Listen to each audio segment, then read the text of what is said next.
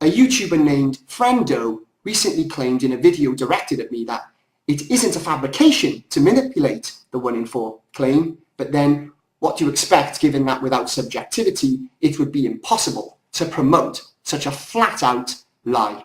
So let's take a look at my original comment. There's a logic that you use. I saw it in this video, and you continue to employ it as the basis of your entire criticism on feminism. And this is a logical fallacy. You purport that if I can show you a characteristic that's associated with an individual, I can then show you another characteristic of the same individual and cross-apply that as applying to everyone who has that characteristic.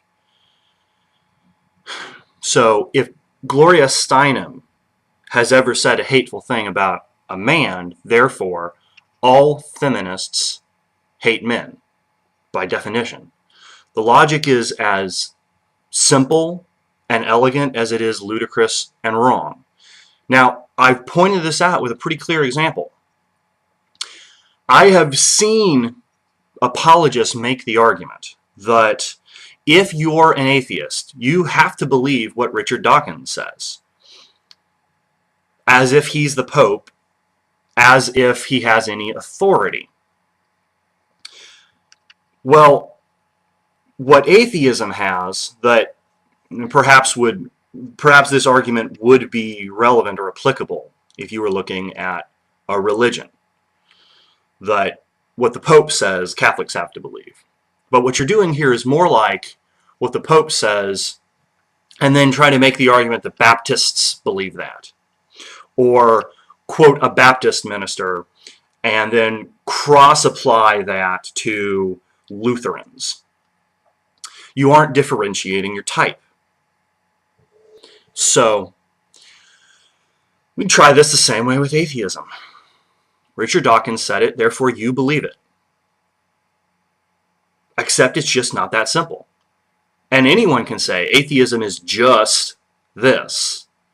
Except that those are actual people. And they don't have to answer to anybody for whether or not they're good atheists. They just get the benefit of believing what they want. So you're an anarchist. Johnny Rotten was an anarchist.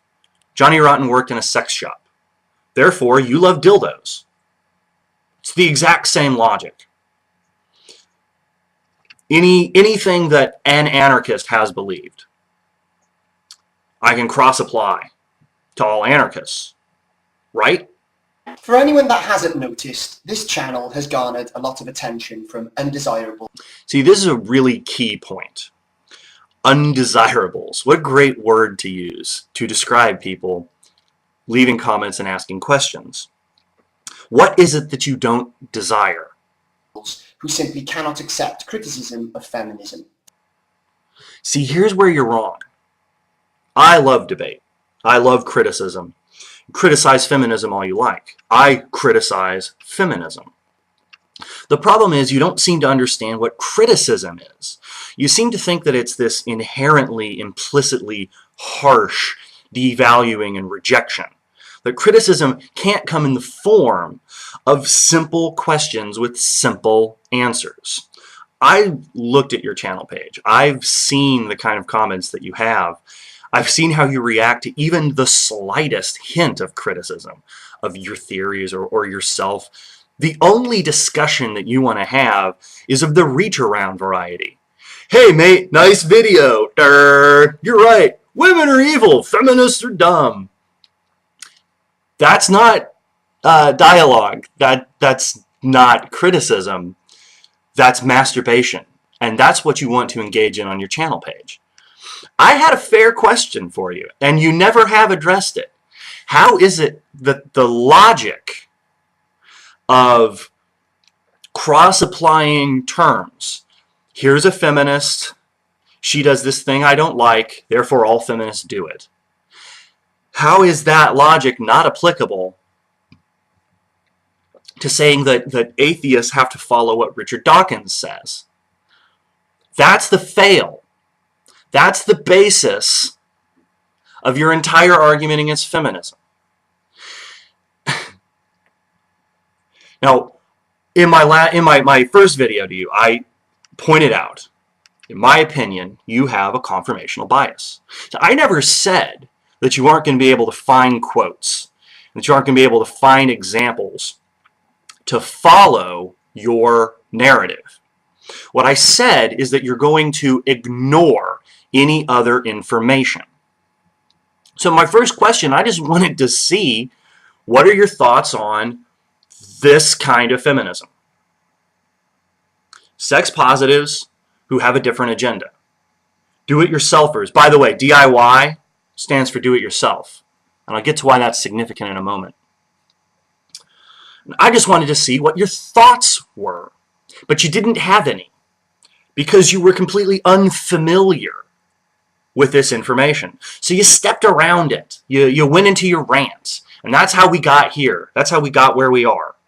If you'd have just gone and done your damn Wikipedia search in the first place, then you could have been equipped with facts and information, and you could have answered my question. Instead of picking a fight and accusing me of not being able to handle criticism of feminism,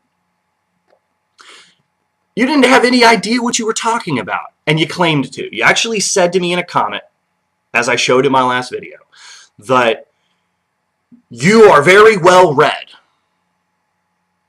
That was your justification. That was your defense of your arguments, that you are very well read.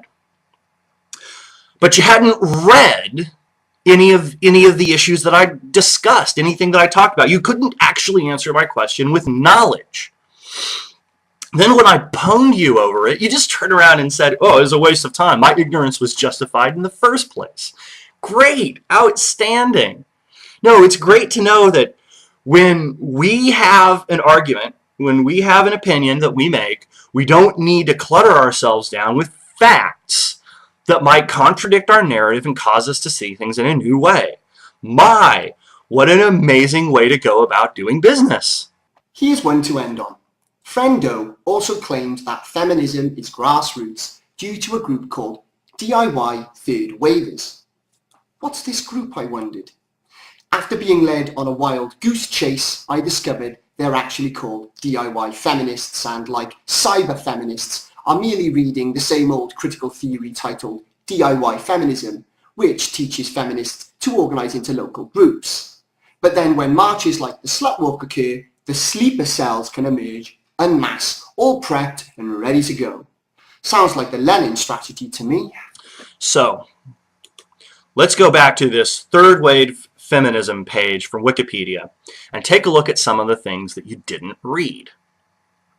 Third wave feminism is a term identified with several diverse strains of feminist activity. Notice the word diverse. And study whose exact boundaries in the historiography of feminism are subject of debate. Crucial point.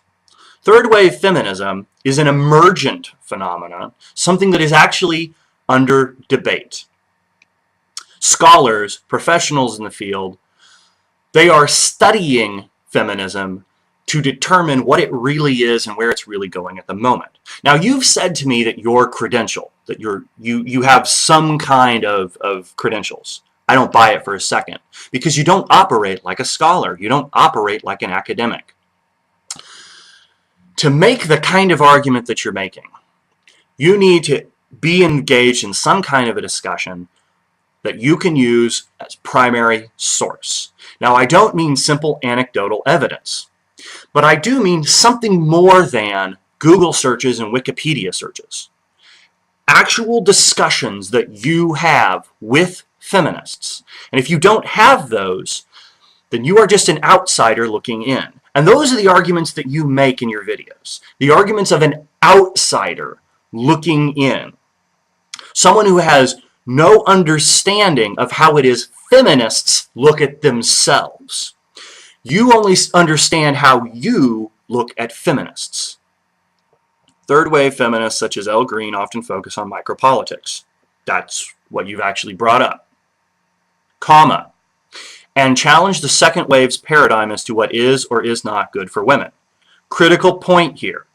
Feminists like Gloria Steinem while their thoughts still exist as their own strain of feminism, are no longer relevant to defining what is feminism.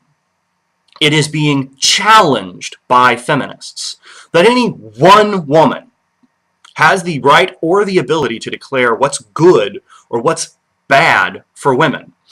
This is why sex positives reject this mode of thought, this second wave feminist mode of thought, that Miss Magazine or Gloria Steinem or any other individual woman can tell all other women what's bad for them, what they have to do with their body, what their relationships with men have to be like.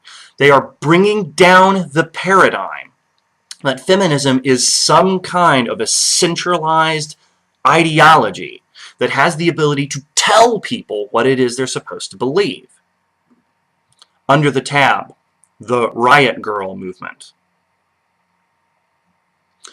It's an underground feminist punk movement that started in the 1990s and is often associated with third wave feminism. It was grounded in the DIY philosophy of punk values. Riot Girls took anti-corporate stance of self-sufficiency and self-reliance. So this is why I asked the question about this. You tell me they're obscure. Okay, so what? You said they don't exist. You said they were so obscure you couldn't find any information about them, when it's right here in the fucking Wikipedia page.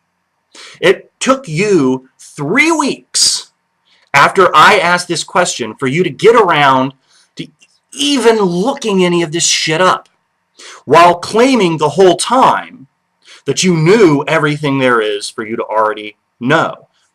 An ideology of do-it-yourself, self-reliance, means not being dependent on the state, not being dependent on men, and not being dependent on other women.